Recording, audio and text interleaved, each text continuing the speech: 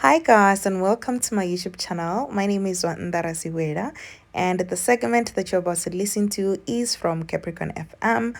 So I am with Lekani at 10 a.m. every Thursday talking about all things personal finance on Capricorn FM. So please stay tuned. On this video, we'll be talking about credit management. Joined yet again on the line by Zandanana Rasuela from Vuani. She has a BSc in mining engineering, but a very deep passion for financial literacy and enjoys educating communities about healthy financial management. She's been doing it for us for the past couple of weeks, and we appreciate and love her for that. Joining us back on the line again. Good morning, Zanda. Welcome to the show. Good morning, Lekani, and good morning to your listeners. How are you doing? I'm doing very well, and yourself? I am good. Understanding the credit agreements that we are getting into, it's a very important conversation. Firstly, what do we mean when we say credit? What do we refer to as credit? So credit refers to an agreement that you want to buy goods or services with the promises that you will pay that later, right? And you will pay it back with interest. So the interest part then simply means that you will pay back more than what you have borrowed.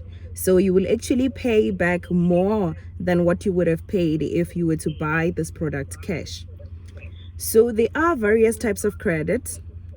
There is credit card, there is getting a loan, there is having a credit facility such as a store card. This is when you buy or take a position of an item and then pay it back later as well, right?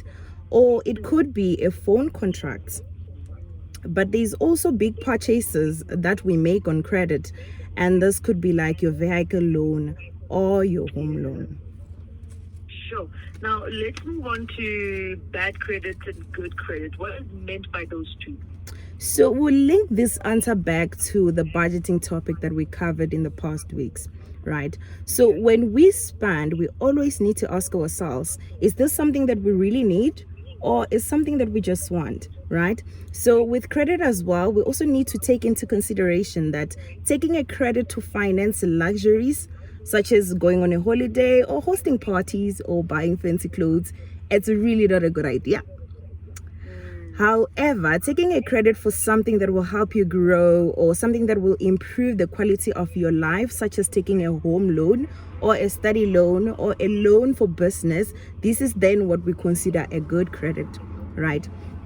So with credit, we always have to think carefully and ask ourselves, do we really need to be buying something on credit or take a credit facility?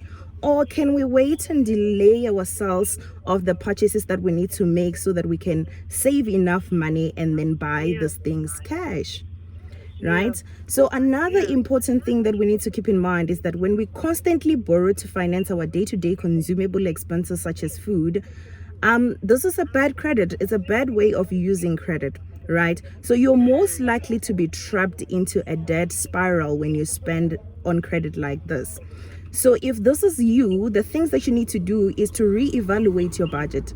Check areas within your budget where you can make an adjustment and reduce your spending so that you can include these things on your budget. Sure. So what are some of the things that we need to consider before taking the credit? This is really a good question because preparation is key when it comes to taking a credit, right? So one of the things that you need to look into is the total repayment amount of the credit.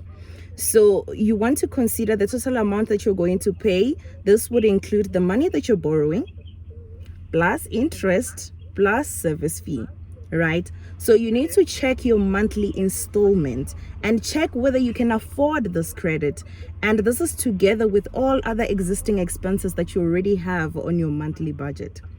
So we also need to remember that we can compare quotations from various credit providers before we make a decision, right? So also another thing that is very, very important that we can take note of is that you should only take what you need.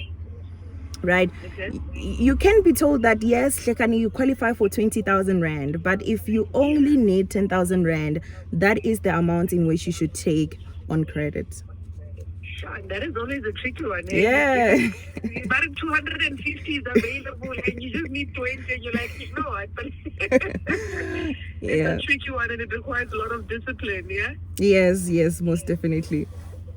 Sure. So why is it then important to go through quotations and not rush to sign, when you're getting into this credit agreement? So with credit, there's something extra that we are charged for taking credit, and this is what we call interest, right?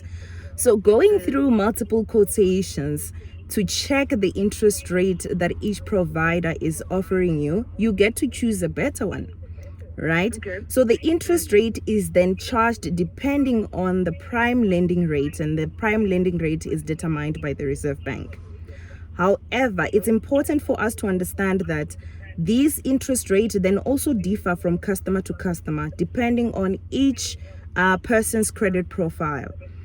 And then your profile is a report that then shows how you've been paying other credit that you have in the past.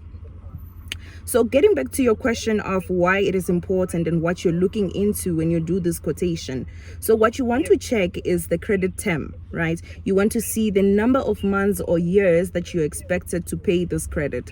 And this is simply because you pay less on interest when you take a shorter term loan.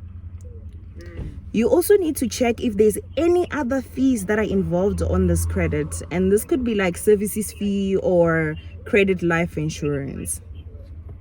Definitely. So any last points regarding credit before we take questions? I just want to say that we need to remember to always source credit from registered providers, and this would be registered with the National Credit Regulator, right? This is because unregulated or unregistered provider can charge you crazy amount of interest rate, and normally they resort to illegal ways of recovering their money when you're failing to pay. You hear them saying, let me keep your bank account or bank card or your ID, and then you're left stranded. However, with the registered credit providers, there's always a way to help you if you're struggling to meet the repayment requirements. And we'll talk more about this next week. Most certainly.